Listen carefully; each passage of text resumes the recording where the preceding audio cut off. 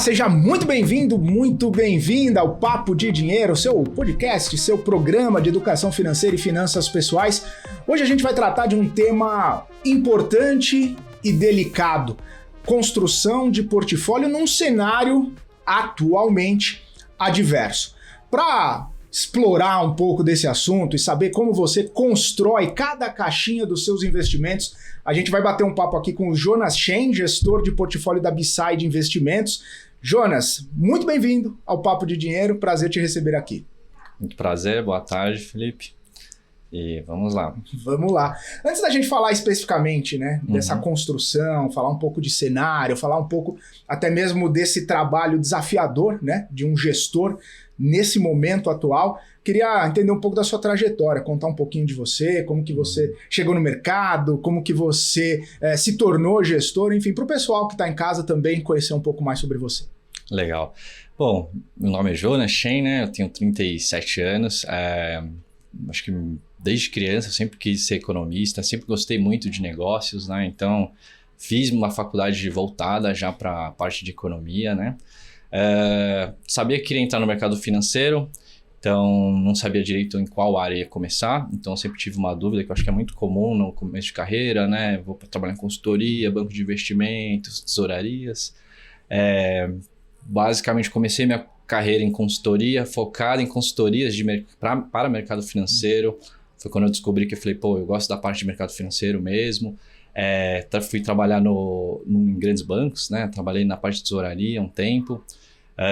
E aí, quando eu estava na área de tesouraria, achei que era muito interessante essa parte de projeção de cenário, como me posicionar, como ganhar mais dinheiro. Foi quando eu comecei a procurar adentrar mais nessa parte do dia a dia de investimentos, né? Então, mais ou menos ali, depois de ter passado por algumas áreas focadas de tesouraria, começo a trabalhar na parte do private, né, de um outro grande banco aqui brasileiro, e aí começo a fazer a parte de gestão, né? Isso mais ou menos em 2013, 2014. Então essa parte de gestão de fundos, de fundos e carteiras eu faço na verdade há quase 10 anos, mais de 10 anos, né? Mas no mercado mesmo, quase 15 anos. Então foi mais ou menos assim a minha trajetória, né? Boa. Ô Jonas, você estava falando, né, sobre chegar no mercado nessa parte de gestão 2013, 2014 e que se interessou muito por essas questões relacionadas à projeção de cenários. Isso. Ler o cenário, saber onde que vai investir, enfim, mudou muito ao longo desses 10 anos, porque a gente teve uma ruptura bastante importante ali na pandemia, mas esse cenário de projeções, de indicadores e de leitura desse cenário, dessas projeções, mudou muito ao longo desse tempo para a gente ter uma ideia aqui de como que as coisas estão funcionando agora ou de como funcionavam antes e talvez não funcionem mais?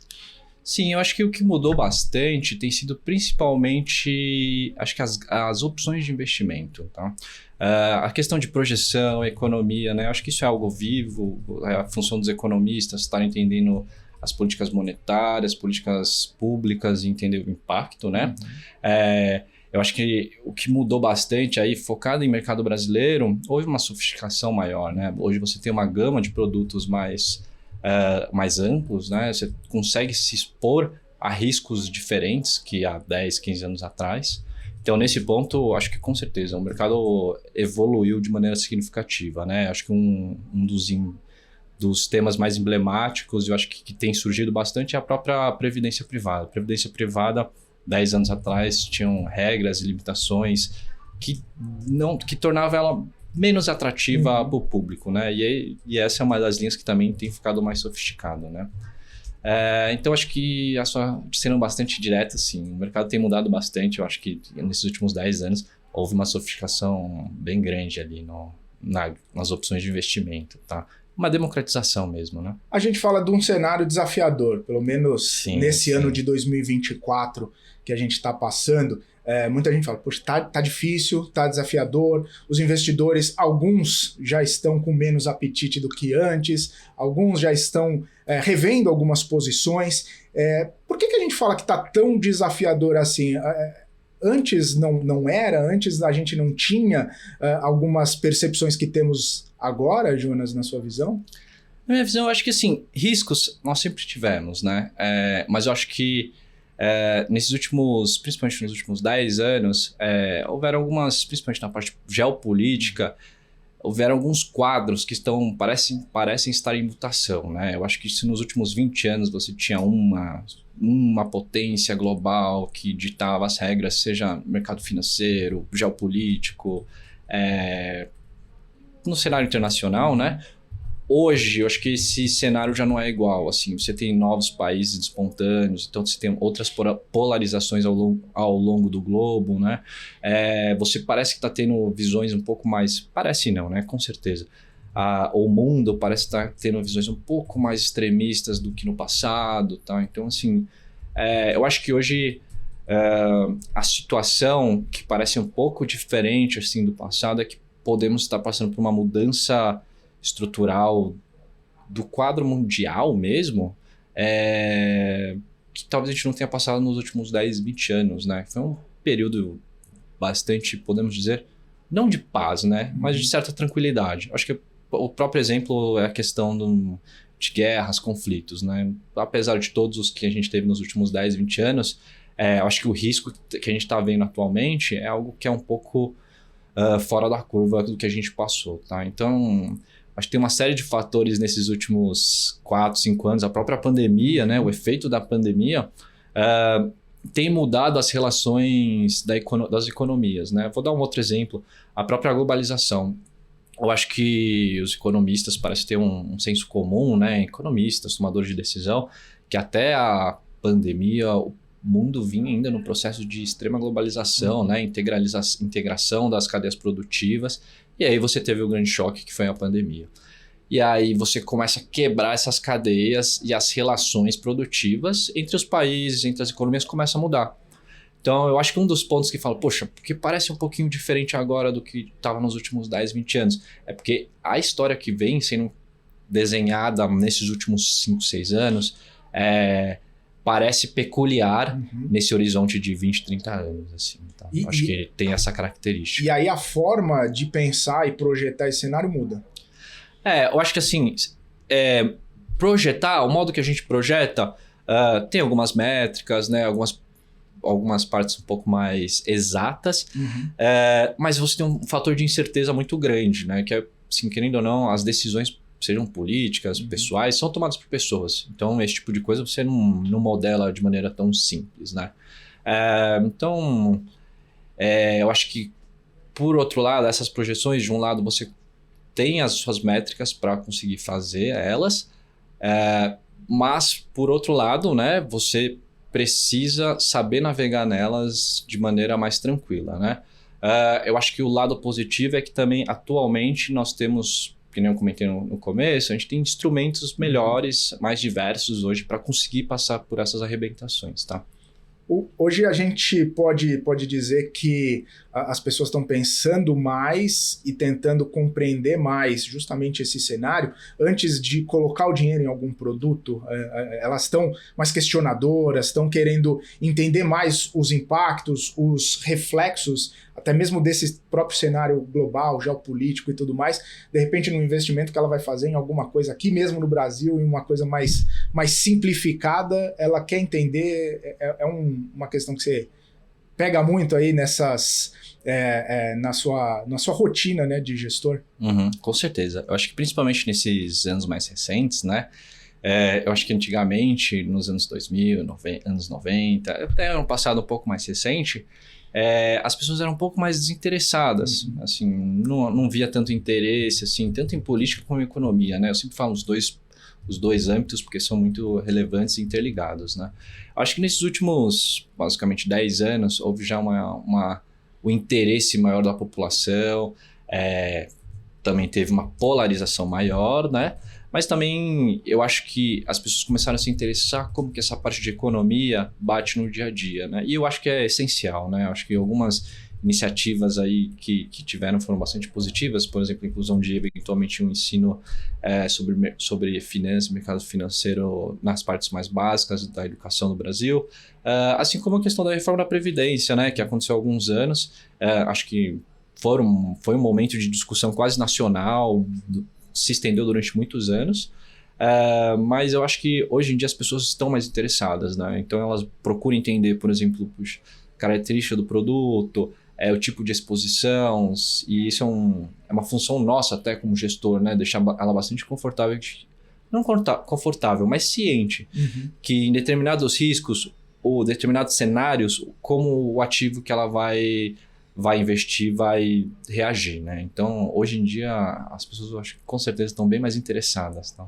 E olhando sob esse prisma aí, é bom para você especificamente, enquanto gestor, quanto mais as pessoas mostram interesse, buscam conhecimento, elas chegam mais preparadas na hora de até bater um papo, montar um portfólio, construir essa carteira de investimentos? Com certeza. Para a gente como gestor é muito bom, na verdade, né? Quanto mais conhecimento a pessoa tem, a gente consegue explicar as nuances um pouco mais de maneira mais detalhada, né? Então, para a gente, a questão de eles terem mais conhecimento ajuda a gente. Porque às vezes tem os mercados, os ativos, podem passar por momentos de algum tipo de estresse ou distorção de preço, que algumas pessoas podem ter algumas atitudes não muito recomendadas. Então, quando a pessoa tem um conhecimento, a gente consegue eventualmente transmitir uma tranquilidade ou tentar explicar como deve ser o modo de agir ou se preparar. Eu acho que nesse ponto, para o gestor, para o mercado em geral, tá? Gestores, corretoras, os bancos, essa maior informação ajuda na parte de investimento dos clientes, tá? Acho que antigamente o brasileiro em si, né, não tem muita, como eu vou dizer, a cultura do investimento. Acho que é algo mais recente, né? Então, sempre houve muito a parte emblemática da poupança. Acho que são movimentos que a gente já vem fazendo nos últimos anos. Mas eu acho que isso tem sido bastante importante, viu, para todo mundo. E teve um movimento que você comentou também sobre a democratização, né? Produtos mais sofisticados, novos produtos entrando em algumas prateleiras, aliado com a educação financeira, com esse conhecimento que as pessoas estão tendo, isso aí também acaba proporcionando um mercado um pouco menos hostil, se a gente pode dizer assim, né? Um mercado mais tranquilo ali para você conseguir trabalhar. Agora, uma coisa que você falou, risco sempre teve, né? Risco sempre teve, alguns produtos talvez não eram os melhores, mas nessa característica, nesse novo cenário que a gente está vivendo, tá mais, e aí não me entenda mal a palavra, tá mais fácil construir, né, um portfólio, construir uma carteira para os clientes, porque assim, a gente está, o foco do papo aqui é uma construção de um portfólio num ambiente um pouco mais incerto que a gente está vivendo agora. Mas com tantos instrumentos, com tantas coisas que a gente tem acesso e os investidores têm acesso, fica um pouco mais tranquilo, fica um pouco mais fácil dar essas opções, construir essa carteira para os clientes?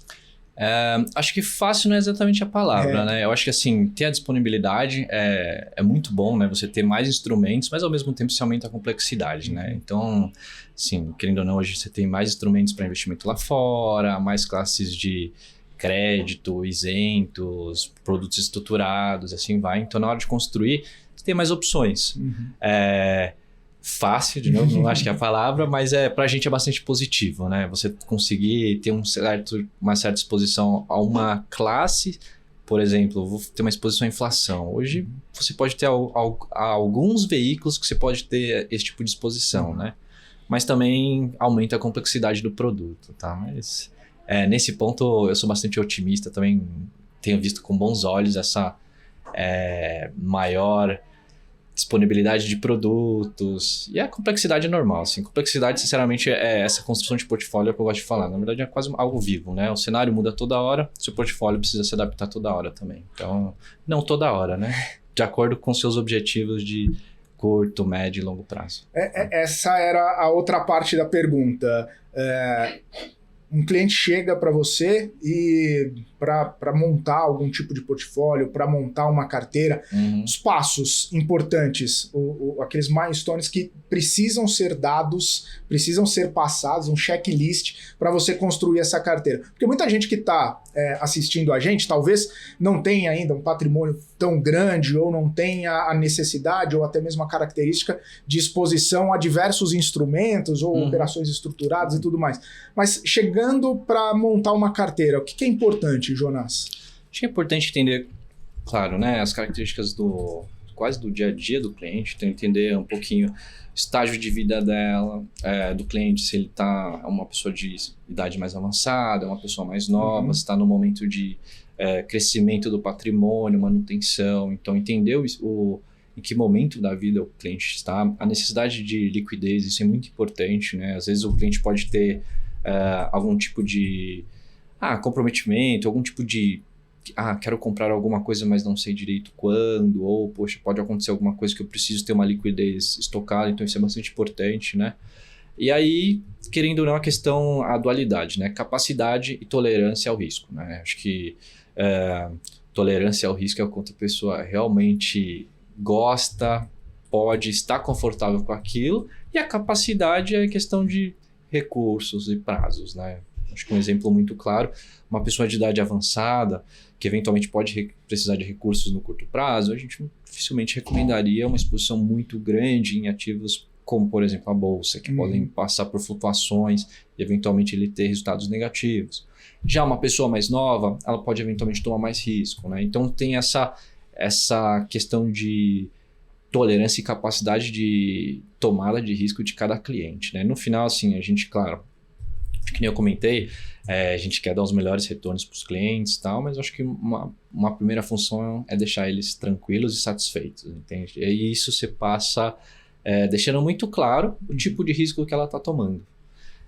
Então, acho que quando a gente vai falar com o cliente, a gente sempre tenta analisar essas questões, e aí, claro, vem a parte do risco. Essa eu acho que é algo um pouco mais sensível, né? Quando a gente vai conversar com o cliente, a gente sempre tem que tomar cuidado, né? A gente fala de volatilidade, a gente fala de alocação, mas a gente precisa deixar muito claro para os clientes, assim, uma alocação de, por exemplo, 5, 10% em bolsa é muito diferente de uma alocação de 20, 30% do seu patrimônio em bolsa, né? Isso tem um efeito muito grande na carteira e no psicológico mesmo do nosso cliente, né? Então, eu acho que tem todo esse âmbito ali na hora de construir o portfólio, tá? Os principais fatores, né? E aí, uma vez que a gente definiu, poxa, vamos lá, né? Aqui eu vou falar algumas coisas que são proxy do mercado, mas, por exemplo, a fase de vida dela. Vou dar um exemplo aqui. A pessoa está num momento de criação de patrimônio acúmulo, então provavelmente é uma pessoa mais jovem. Qual perfil ela vai se adaptar? Ela pode ser um perfil moderado? Então, basicamente, a gente vai ter uma certa alocação target, né?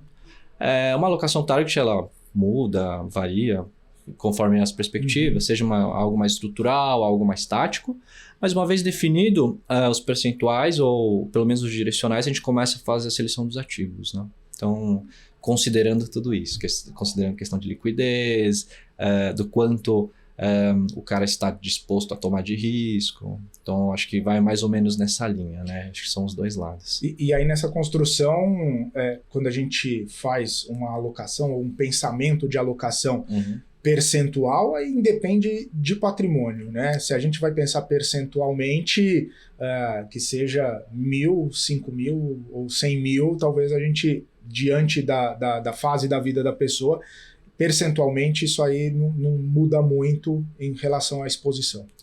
Em relação a ticket, acho que assim, a questão da exposição não vai mudar muito, assim, como você comentou, mas existe a questão do acesso aos produtos, né? Existem, lógico, produtos de ticket menores e de produtos de ticket maiores. Então, isso vai criar uma distinção na eficiência do produto, sabe? Por exemplo, quero uma exposição à inflação. Você pode ter de vários tipos e vários tickets, tá? Mas eu acho que nesse ponto, que eu comentei no começo, essa democratização dos investimentos tem ajudado a melhorar. Então, os próprios, outro exemplo, né? Investimento no exterior. Antigamente era algo só o pessoal que tinha bastante recurso conseguia fazer, né? Hoje já tem se democratizado mais, então são alguns exemplos assim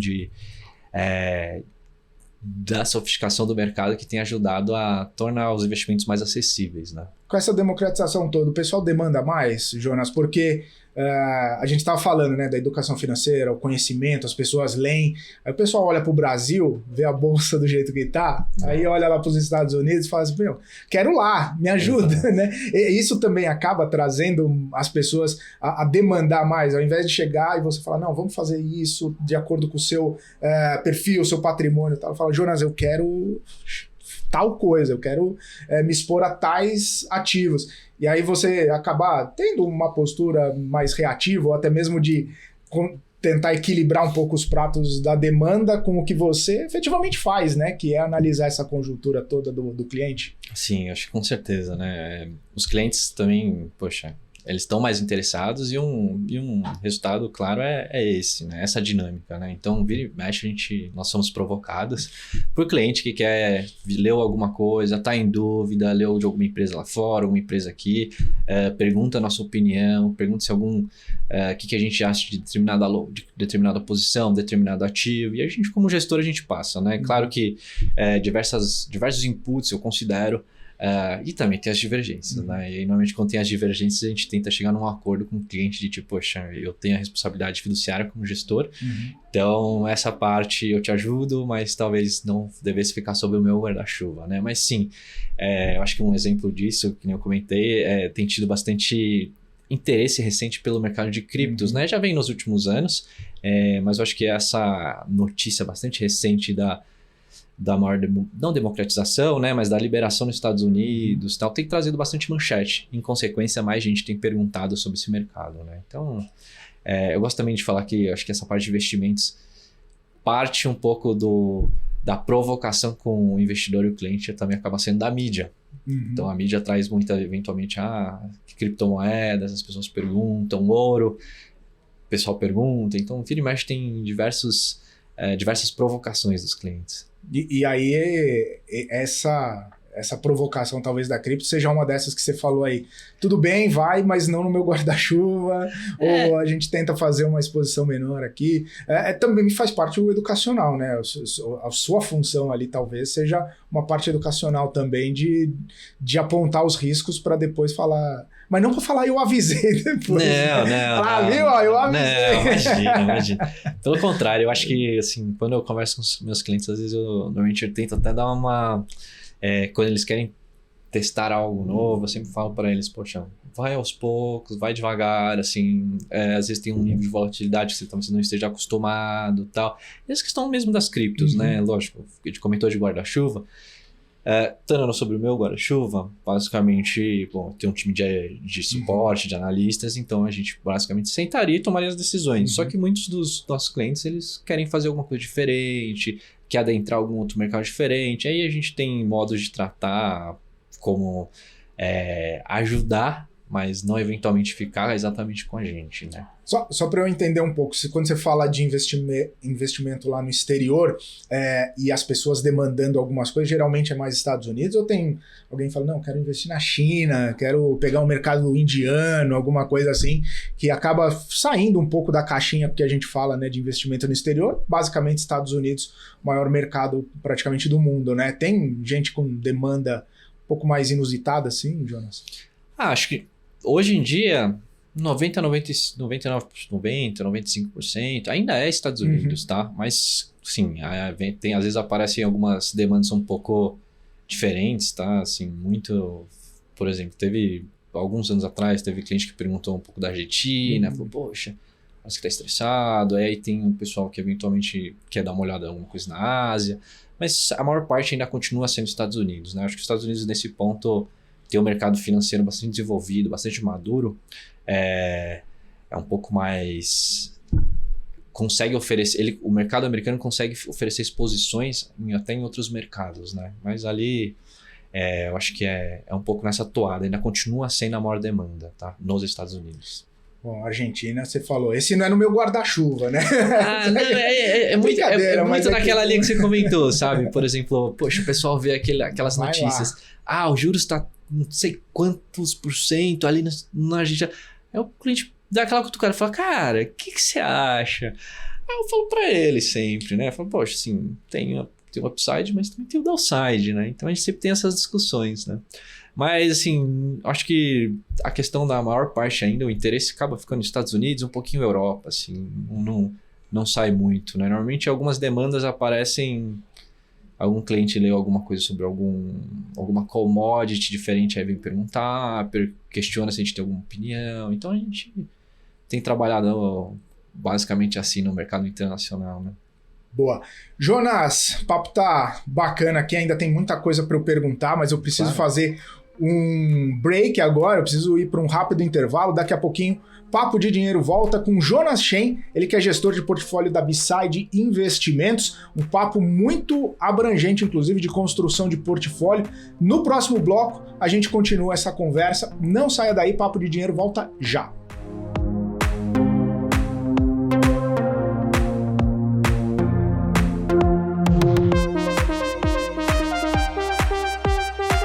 Muito bem, estamos de volta aqui com o Papo de Dinheiro, hoje conversando com o Jonas Shen, gestor de portfólio da B-Side Investimentos. Bom, primeiro bloco a gente deu uma visão um pouco mais geral, né, sobre democratização dos investimentos, sobre acesso a mercados diferenciados na construção do portfólio. Interessante que você falou bastante, Jonas, sobre mais produtos, né, sobre como, né, a evolução do mercado, essa evolução acaba ajudando os investidores. E eu queria aprofundar um pouco mais nesse ambiente, porque você falou, você quer ir para um lado, você tem opções, você quer ir para outro lado, você tem opções, você tem instrumentos, você tem veículos que conseguem te levar a determinados lugares.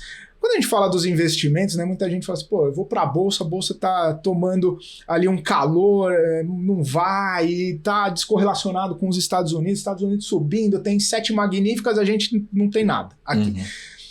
Nesse cenário, e aí é o cenário desafiador e incerto que a gente tá tomando como mote aqui do nosso papo, o que a gente pode olhar, Jonas, pensando em renda fixa, que está muito falado, né? Poxa, renda fixa está pagando bem, o Brasil sempre tem juro alto, ajuda bastante, renda variável, depende da renda variável, enfim, me dá uma visão geral assim, né, do que a gente tem à disposição para construir esse portfólio, o que a gente tem à disposição de instrumentos para a gente fazer, né, essa nossa carteira e alcançar os nossos objetivos. Legal. Bom, acho que assim, né, comentando um pouco sobre os instrumentos, né, hoje podemos dizer que existem algumas opções, né, principalmente acho que nas classes. Vou começar pela parte de renda fixa, tá? Renda fixa hoje, né, você tem, claro, a parte pós-fixada, pré-fixada e inflação, né. Hoje você tem alguns, antigamente, né, eram muito focados em CDBs, títulos do governo, acho que nos últimos não poucos anos, mas alguns anos, um dos grandes destaques foi o desenvolvimento de ativos isentos, tá? Então, acho que, por exemplo, uma pessoa física, quero ter alguma exposição pós-fixada, poxa, ela tem LCIs, LCAs, tem LFTs e tal, então ela consegue mesclar a questão de ter um retorno melhor, uma eficiência tributária boa, isso para a parte pós-fixada, né? E aí você tem a parte pré-fixada, que de maneira semelhante, você também tem os CDBs, as LCAs, você tem alguns ETFs que também representam alguns títulos pré-fixados, você tem os próprios títulos pré-fixados do governo.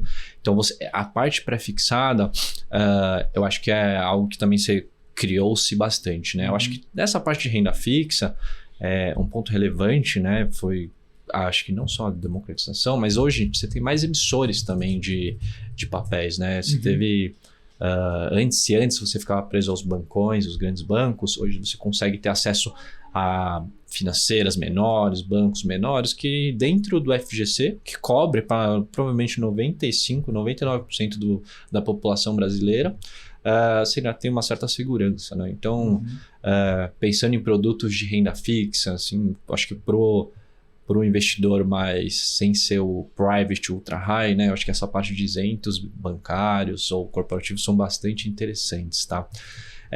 Acho que em complemento, né? A parte de renda variável. A parte de renda variável, claro, tem a parte de ações que já existiam antes, tá? Eu acho que um dos efeitos que eu também gosto de comentar, né? Que é um efeito mais dos últimos 10 anos, né? As próprias taxas de corretagem. Se antigamente eram valores altos, tá? Hoje você consegue achar corretoras que basicamente não vão te cobrar quase nada ou nada, né?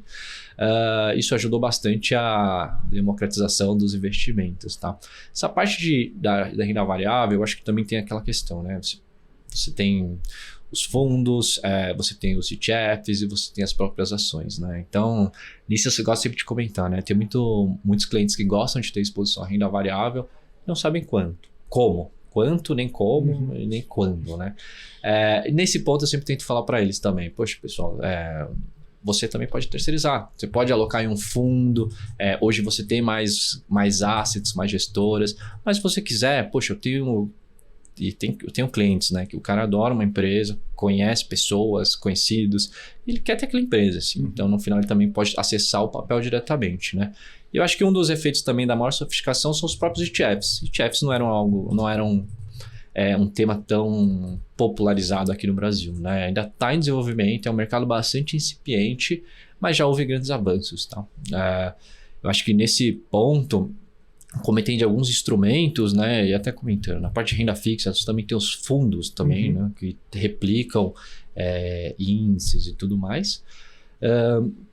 Comentei na parte dos investimentos normais, mas também vale a pena falar da Previdência. A Previdência é uma classe de investimento que, ao longo dos anos, assim, foi deixado um pouquinho de lado e tem ganhado maior destaque. Então, acho que isso tem méritos ali dos tomadores de decisão, de políticas que têm tornado os fundos de previdência mais flexíveis. Isso tem permitido com que os gestores aproximem mais os fundos que eles tocam com a estratégia de previdência. Tá? Isso tem tornado o produto cada vez mais atrativo. Um outro ponto é que, para investimentos de longo prazo, acima de 10 anos, provavelmente a Previdência é um dos melhores instrumentos. Tá? E na Previdência você consegue fazer essas exposições às classes também. Então você tem fundos de previdência pós-fixados, que oferecem exposição à pré-inflação, bolsa e diversos outros ativos. Tá?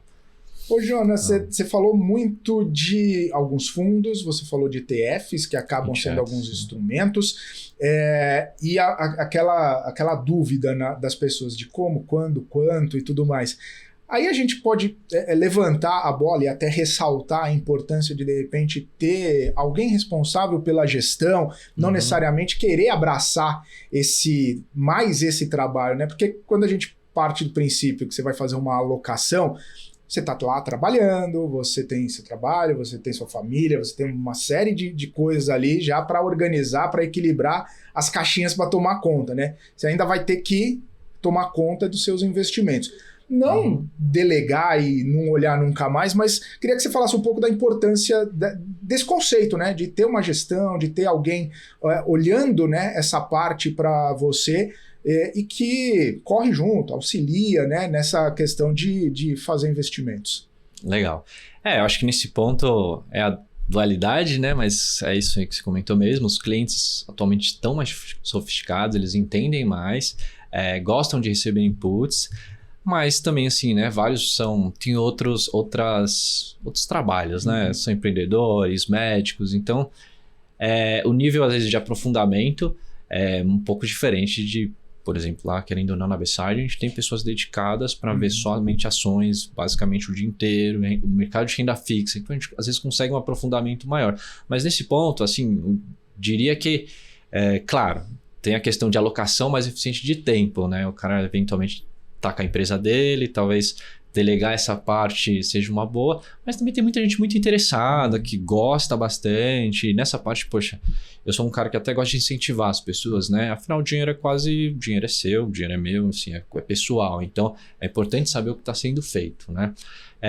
Mas eu acho que nessa parte, a questão da gestora é questão de dedicação de tempo mesmo, tá? Assim, tem a tomada de decisão, poxa, longe de falar que uma tomada de decisão de uma gestora é melhor que de outra ou tal, mas é questão de informação, né? Assim, cara, provavelmente um fundo de ação, o cara tá com uma gama de possibilidades de investimento muito maior do que provavelmente uma pessoa física, analisa provavelmente centenas de balanços ali, faz a modelagem.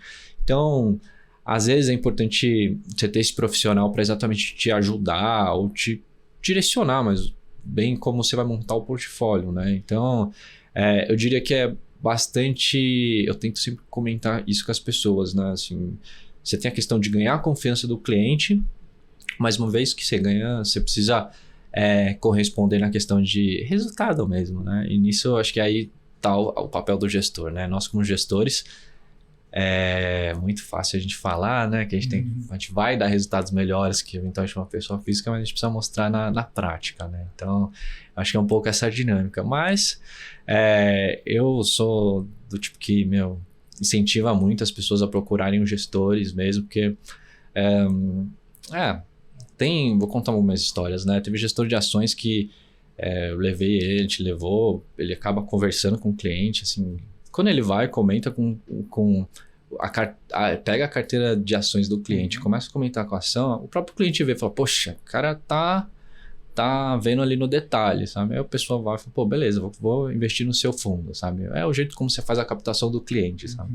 Acho que tentar demonstrar que tem um benefício ali você tá com esses profissionais focados é a vantagem ali que a gente tem para conseguir conquistar os clientes, né? Então, um pouco isso. E é até interessante isso que você falou, né? É quase uma validação também, né? Se os clientes chegam com alguns inputs e você fala, pô, legal isso, ou vamos por aqui, vamos por ali, também acaba sendo uma validação de um estudo, de um conhecimento prévio que o cliente está tendo, né? Talvez essa construção 4 mãos, né? Ou várias outras mãos ali, também ajude bastante nesse cenário, né? Não, assim, nesse ponto eu acho que é exatamente isso que você falou, né? Responsabilidade fiduciária nossa como gestor. Mas, claro, eu preciso que o meu cliente entenda o que eu estou fazendo, assim, não posso deixar ele totalmente cego, assim. Basicamente, ele pode olhar um dia o dinheiro dele e entrar em desespero, tá tranquilo, né? E a nossa função é que ele esteja tranquilo e entenda o que está sendo feito, né? Mas eu acho que é bem isso que você comentou mesmo. E olhar para não bater desespero, né? Aí tem que seguir as regras, né, Jonas? Não dá para colocar todos os ovos na mesma cesta, tem que ser fiel àquela estrutura de alocação que você comentou mais cedo, né? Percentuais, classes de ativos, para também não passar muito susto. Com certeza, assim, acho que você colocar todas as cestas, todos os ovos na mesma cesta, pode dar muito certo ou pode dar muito errado. Esse é um ponto, né? E assim, a maior parte dos nossos clientes não estão para fazer, desculpa a palavra, né? Mas não é exatamente uma aposta, sabe? É uma construção mesmo, vai levar tempo, vai demorar. Então, na verdade, o que a maior parte dos nossos clientes procuram é um portfólio que, caso vá para a direita ou para a esquerda, o portfólio esteja dentro do que ele espera. Tanto para ganho quanto para perdas, tá? Eu acho que nessa parte, a diversificação, assim, não vou entrar em detalhes do benefício da diversificação, mas é essencial, tá? Hoje, um dos pontos que a gente sempre tenta falar para os clientes, né? Querendo ou não, dados os riscos do cenário, é sempre importante. Hoje em dia, a gente tem recomendado uma exposição em moedas estrangeiras. Assim, claro, no final acaba sendo o dólar, o grande cavalo ali de investimento, né? Mas a gente acha importante porque caso tenha algum estresse, sempre acontece fuga de capital dos países emergentes, e aí o real não vai ser uma exceção, o real vai acabar sofrendo. Então a gente sempre tem dado empurrões e pushes para os clientes de tipo, poxa, a gente está indo nesse sentido, um pouco mais disposição a dólar, ou, por exemplo, algum outro tipo de instrumento, sabe? Bonds, equities, o que for. E nem todas as cestas num cavalo que talvez seja o vencedor, né? Coloca tudo em dólar, tudo em bolsa, ou tudo em exposição lá fora, aí você perde um movimento daqui de dentro, caso venha, né? A gente sempre tem essa possibilidade também. Nem sempre o cavalo... que tem gente que quer apostar tudo em cripto e aí achar que vai ficar milionário da noite pro dia. Mas nem também o cavalo que é o mais bonitinho ali, né? Ou o que parece ter mais saúde, talvez não seja tão interessante assim, né, Jonas? Eu acho que é bem isso, assim, não dá pra você saber, né? A gente não trabalha com bolinha de cristal, então a gente, assim, a gente faz as projeções, a gente tem as nossas estimativas, mas tem uma coisa que é certa, que, assim, perder dinheiro em algum momento as pessoas vão perder, né? Ganhar, acho que todo mundo gosta de ganhar, todo mundo fica feliz quando a cota, o ativo está subindo. Mas, assim, eu sempre falo para as pessoas, poxa, uma parte básica do investimento, principalmente quando você vai para a bolsa, assim, não é um talvez, é um com certeza. Em algum momento você vai perder dinheiro, sabe? Então, como você reage a isso é muito importante, né? E aí, lógico, a diversificação te ajuda a ter um pouco mais de tranquilidade. Você sabe que, poxa, perdi numa ponta, ganhei em outra, é dentro do meu esperado. Eu acho que o controle das expectativas do cliente com o investimento, o ativo, o portfólio como um todo é essencial, assim. E não só perder dinheiro, mas aí tem uma outra parte que eu queria que você explorasse um pouquinho, quando o cliente deixa de ganhar, ou deixa de ganhar mais do que ele imaginava. Porque com tantos produtos, né? Aí ele fica olhando para o lado e aí ele fala assim, o meu rendeu 10, teve outro que rendeu 12. É parecido, da mesma classe de ativo. Isso também acaba sendo uma rotina ou algo ali do dia a dia que você precisa lidar enquanto gestor e conversar com o cliente, falar, olha, você está indo bem, fica tranquilo, né? Não fica olhando para a grama do vizinho. Como que lida com isso também? Talvez uma sensação de deixar dinheiro na mesa, né, do cliente, que isso também, não sei se é pior do que perder, mas também acaba dando uma dorzinha no coração, né? Sim, acho que acontece bastante, em certa frequência, tá? Acho que um passado mais recente, né, que aconteceu muito foi a questão dos juros altos, né? Então, quando você faz qualquer investimento, você olha para o lado, você tem os juros ali, 2 dígitos. Então, seu custo de oportunidade acaba sendo maior, né? E isso que eu comentei é a questão de custo de oportunidade de ativo, tirando aquela questão dos amigos. Cara, que a gente fala aqui de maneira boba e ingênua, mas é verdade, assim, cara, as pessoas têm amigos, elas investem em outros lugares, então sempre tem aquela comparação, sabe? Mas faz parte, esse tipo de coisa eu acho muito normal, assim, eu acho, justo até, e é você colocar, como eu comentei isso, deixar o cliente ciente do que você está fazendo, assim, então caso não tenha dado o retorno igual o do amigo deu, o porquê? Porque provavelmente você tinha uma exposição de um ativo que ainda não andou, pode andar depois. Ou provavelmente sua carteira era mais conservadora, ou provavelmente ela tomou mais risco, teve um drawdown maior. Então, assim, eu acho que no final acontece até bastante. Mais do que queria. Mais do que deveria. Mas, assim, eu acho que é muito, assim, o quanto que o cliente está alinhado com a expectativa que você, quando se montou o portfólio, você também tinha, tá? Então, é um pouquinho isso. Ô Jonas, a gente está quase na reta final aqui do papo. Legal. E aí eu queria ouvir um pouco, lá no comecinho você falou, né, que tem que traçar cenários, fazer projeções e tudo mais. O que você está olhando aqui, né, para daqui para frente? O que a gente pode ter? A gente vê ativos, pelo menos falando de renda variável, bolsa de valores, a gente vê uns ativos mais amassados, eles não andam, não estão indo, estão pressionado de um lado do cenário doméstico, pressionado do outro do lado internacional, a gente perdendo um pouco de atratividade em relação a outros pares aí. Isso não deve perdurar, né? Mas como que é a leitura que você está fazendo aí desse cenário? Até para ajudar, né, o pessoal que está nos assistindo nessa construção de colocar um pouquinho mais para cá, um pouquinho mais para lá, tentar fazer uma divisão percentual aí do seu portfólio. Queria entender um pouco dessa visão mais conceitual aqui do que você está vendo. Legal. Então, entrando um pouquinho em cenário, tá? Assim, hoje o cenário que a gente tem lá na casa com uma quantidade de risco razoável, tá? Acho que tem eleições aqui no Brasil, tem eleições lá fora, você tem a dinâmica dos juros lá fora, a dinâmica dos juros aqui, então eu diria que hoje a gente está num cenário que é bastante incerto, né? Por outro lado, sim, existem notícias boas, né? Então, acho que a atividade esse ano deve ser uma surpresa boa, tanto aqui quanto lá fora. Eu acho que o principal para esse ano especificamente, tá? E aí, sim, tem algumas tendências de longo prazo, mas acho que principalmente até o final do ano a gente deve ter algumas definições importantes, né? Principalmente nas eleições lá fora. Se manter com um portfólio líquido, acho que isso é importante, tá? É um portfólio que eventualmente, se necessário, você consiga ajustar suas posições.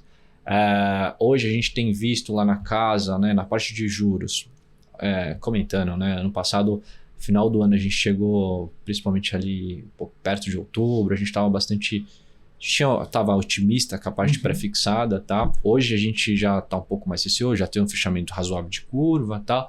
Hoje a gente tem se posicionado de maneira um pouco mais atuante nos títulos IPCA+. A gente tem considerado que assim, ainda tem taxas interessantes, você tem títulos do governo ainda pagando acima de IPCA+6 e tudo mais, o que a gente tem considerado bastante interessante. E essa parte de IPCA, né, te protege no caso de um descontrole inflacionário. Aqui colocando bem claro que hoje não parece ser um cenário base. Então, mas, claro que isso aí a gente não tem uma bolinha de cristal para saber o que vai acontecer. A parte de tomada de risco, acho que um pouco em linha do que a gente comentou no começo do podcast, a gente acha que é importante ter, mas a gente gosta a gente gostaria de passar a mensagem que as pessoas deveriam tomar cuidado com a calibragem do tamanho, tá? Porque eu acho que ainda teremos solavancos ao longo dos próximos 1 ano, mas assim, é um ativo que eu gosto bastante, tá? Eu acho que tem algumas tendências globais que devem acontecer, sinceramente, muito se discute sobre quando vão começar a queda dos juros nos Estados Unidos, mas assim, a princípio que ela vai acontecer parece bastante consolidado, né? Então eu acho que um pouco nessa linha, a gente tem recomendado bastante os clientes uma exposição lá fora, muito como uma proteção também, uma proteção em dólar, uma exposição à bolsa lá fora também, né? Eu acho que isso é importante comentar.